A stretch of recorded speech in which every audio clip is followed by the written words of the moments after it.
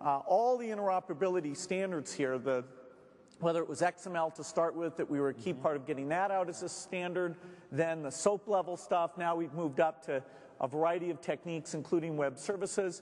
All of those things are out there and free for people to use. Even the recent stuff that Ray's done about the simple list extensions, live clipboard, that's connecting up to everyone. No, it's true. That stuff really wowed people when he demoed it at our eTech conference. I thought, this whole idea of the semantic web is actually starting to happen in small ways with microformats.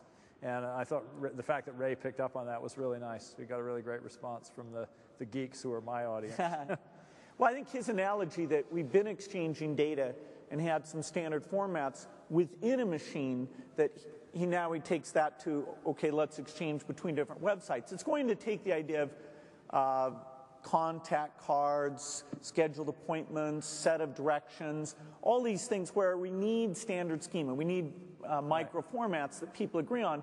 It's going to let that bootstrap, because the more those things become standard, the more other websites use them, and therefore the more popular they become. We start to get those network effects that really allow us to weave applications together. Right, and it's all very market driven. If some format is too rigid, then nobody's locked into that. Somebody can come along and do something completely different. So